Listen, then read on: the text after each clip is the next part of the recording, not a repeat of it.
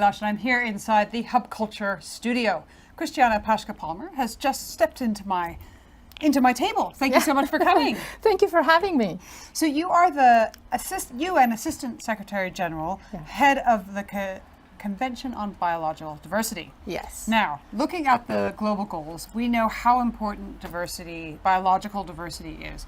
But I want you to give me some examples of, just tell me why it matters so much. Yeah.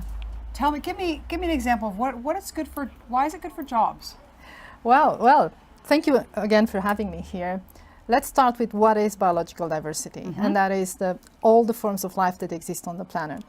Why are they important? Because everything is interconnected. So biodiversity means all the infrastructure that supports life on Earth and therefore supports our development here. It's under severe threat. Losing it means we lose our capacity to continue our own species, humans, on this planet. And that's why we have the Convention for Biological Diversity under the United Nations, which is an intergovernmental process where 196 countries of the world come together and commit to protect it. How is this linked to jobs and economic growth? That's an important aspect, because generally people look at biodiversity strictly from a conservation standpoint. But one of our objectives is the sustainable use of this resource. So let me give you perhaps few specific examples. If we take ecotourism, in countries which have a high diversity of charismatic species, a lot of them are in Africa, but also in Asia, the nature-based tourism, the ecotourism, it's a major contributor to the GDP. It provides jobs to the local communities, and some of that revenue comes back in the conservation, because the business model there is you preserve these species, so you attract tourists, more come, and it's a very positive feedback loop. Second example, which I want to focus on because it's important for people to know, but it sounds a bit geeky, so it's perceived as very scientific and all that. It's very linked to climate change. Climate change is now the preoccupation of everybody on this planet, and it's been a topic here at Davos. The ecosystems-based restoration, that essentially means replanting forests when they were degraded or restoring the coastline, it's a very effective, low-cost, low-hanging fruit to protect the coastal communities against storms and cyclones.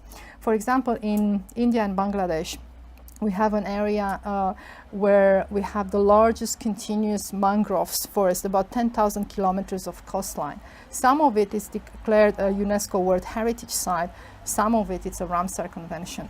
And there we work with the communities to replant and restore the mangroves, because they're an important buffer when the disaster hits. Yeah. That's saving costs to the economy. It's providing some jobs for the local community. So there is a business model, there is an economic development model, and as the executive secretary of this convention, I want to stress that point very much, because without biodiversity, we can't have development. And that's a message that it's not very clear in many people's minds. So.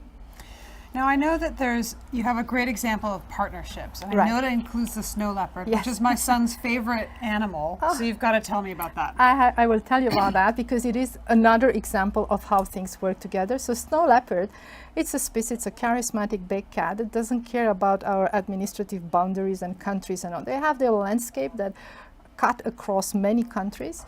So they are threatened by illegal poaching, they are threatened by habitat destruction, and in Central Asia, where a lot of them are situated, 12 countries came together under the leadership of the president of Kyrgyzstan to establish this snow leopard partnership with the UN, with some of the UN agencies, including the UN Development Programme.